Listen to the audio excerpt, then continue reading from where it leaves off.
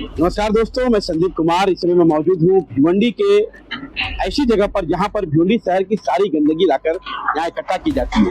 ये हम बात कर रहे हैं रामनगर के डंपिंग ग्राउंड की, जिसके गंदगी, धुएं और बदबू से 40,000 से भी अधिक परिवार के लोग काफी बेहाल, काफी परेशान है। बता दें कि यह वही डंपिंग ग्राउंड है जहां पर कई बार सवालों के घेरे में डंपिंग ग्राउंड हुआ, भ्रष्टाचार को लेकर और नागरिकों की जान की सुरक्षा को लेकर। इस बीच बता दें कि भिवंडी के भारतीय जनता पार्टी के ज्येष्ठ नगर सेवक नीलेश चौधरी ने कई भ्रष्टाचार को उजागर किया। आप हमारे पीछे देख सकते हैं कि ये मशीन है। इस मशीन में ये जो कचरा है, ये गीला कचरा बाकायदा इस मशीन में उसे डाला जा रहा है और वो वहां से एक बारीक खाद की तरह बनकर इस तरह की मिट्टी का रूप धारण करके यहाँ पर गिराया जा रहा है।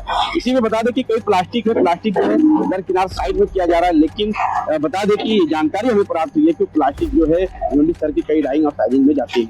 इस तरह की जानकारी नहीं, हमें आरोप लगाते हुए, खासकर हमारे चैनल से जब बात कर रहे थे नीलेश चौधरी, उन्होंने आरोप लगाया कि ये जो है डाइंग और साइजिंग में जा रही है। ग्रीन इंडिया गोल्ड नामक कंपनी जो है औरंगाबाद की कंपनी है, उसे ठेका दिया गया है और बता दें कि उसके ठेके के माध्यम से ये पूरे परिसर में, इस पूरे जो है इलाके में काम किया जा रहा है, इस खासकर डंपिंग ग्राउंड में। लेकिन सभी मुद्दों को लेकर भिवंडी निजामपुर शहर महानगर पालिका भाजपा के ज्येष्ठ नगर सेवक नीलेश चौधरी ने हमारे चैनल से बातचीत की। उन्होंने कई भ्रष्टाचार को उजागर किया, उन्होंने कई करोड़ रुपए साल के गमन किए जा रहे हैं महानगर पालिका से, ऐसा आरोप लगाते हुए हमसे क्या कुछ कहा, आइए सुनते हैं। जी, क्या कहेंगे भिवंडी निजामपुर शहर महानगर पालिका की महासभा में? सबसे पहले तो शहर की स्वच्छता को लेकर कई ऐसे मुद्दे उठाए, इसमें नाला सफाई है, फिर इसके बाद धान कचरा का जो मार्किंग करने की बात आ रही थी, तो क्या है पूरा मामला, उसके बारे में बताइए।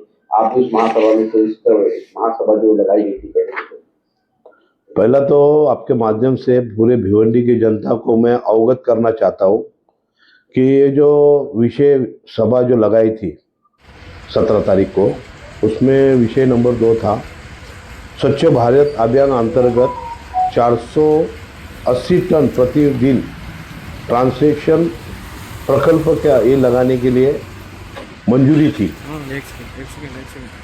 19,52,34,572, केंद्र का हिस्सा था 6,44,00,000, राज्य का था 7,26,00,000 और महानगर पालिका का हिस्सा था 30%, 5,85,00,000।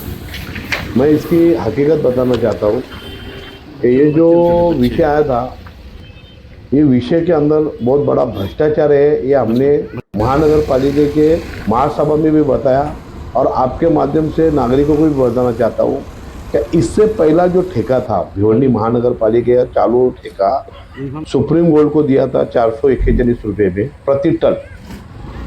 फिर अभी ये जो दूसरी कंपनी है ग्रीन इंडिया औरंगाबाद की, उसको ठेका दे रहे 670 रुपये प्रति टन से।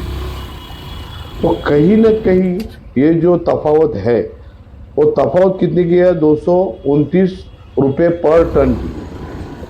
तो हमने 550 टन का अगर हिसाब करते हैं तो पर टन के पीछे, पर दिन के पीछे 1,25,950 रुपये अपने को घाटा होगा। उसके साल में महीने का होगा 37,72,800 रुपया। उसके बाद में होएगा साल का 4.5 करोड़ रुपया अपने को नुकसान, भारी नुकसान होगा। ये भिवंडी के जनते का पैसा है, ये भिवंडी के लोगों का पैसा है। तो भिवंडी के लोगों के लिए अपन कुछ ना कुछ उजागर करना चाहिए। तो आपके माध्यम से मैं एक ही बताना चाहता हूँ कि इसमें जो भ्रष्टाचार हुआ है वो टेंडर रद्द किया जाए और ये जो कहीं ना कहीं स्वच्छ भारत अभियान के अंतर्गत लोगों तक पहुँचने तक भ्रष्टाचार हो रहा है, उसको अपन रोकना चाहिए। अभी आप देखेंगे कि हर वार्ड के अंदर घंटा गाड़ी पहुँचती नहीं, लोग खुले में कचरा डालते हैं, फिर वो कचरा रात में वक्त जलाते हैं। ऐसा सारा प्रोग्राम पूरे भिवंडी शहर में चल रहा है। घंटा गाड़ी के क्या कहना है, घरोघरी जाऊन कचरा गोळा करणे, सुका कचरा, ओला कचरा वेगवेगळा करणे, ये हर टेंडर के अंदर कंडीशन रहती है, लेकिन उसको कोई भी फॉलो नहीं किया जाता है। उसके बाद में मैंने एक भ्रष्टाचार और निकाला इसी ऊपर कि जो कचरा जाता है डंपिंग के ऊपर, वो डंपिंग के ऊपर जाने के बाद वहाँ पे लोग रखे हुए हैं, उसकी जो बाटली है, प्लास्टिक है, उसको अलग किया जाता है, फिर वो फैक्ट्री में भेजा जाता है। फिर उसका दाना बता के फिर रिसाइकलिंग करके दाना बना के फिर वो मार्केट में आता है। और जो कहीं कूड़ा कचरा रहता है उसका ईंटें बना के वो कचरा वो ईंटें डाइंग में जलाने के लिए जाता है कचरा। तो ये सारा प्रोसेस रहता है इनका। तो ये लोग चारों बाजू से पैसा कमा रहे हैं। तो मेरा कहना ये कि है कि भिवंडी के जनता को इसका कोई फायदा नहीं हो रहा है। इतना खर्चा करने के बावजूद अभी कोई फायदा नहीं हो रहा है। उसके बाद में मैं इनका बताता हूँ। इससे पहला एंथोनी कंपनी को इन्होंने लेके आए, वो भाग गया, उसका कुछ बिल रखा। फिर भूमि का ही उसका बिल रख के उसको भागा दिया। फिर पिछले टाइम ये जो दूसरा कॉन्ट्रैक्टर आया उसको गाड़ी बीड़ी मंगा के हो गया। अपनी 50 गाड़ियाँ थी घंटा गाड़ी, वो घंटा गाड़ी पूरे अभी बंगाल के अंदर बेचना पड़ेगा।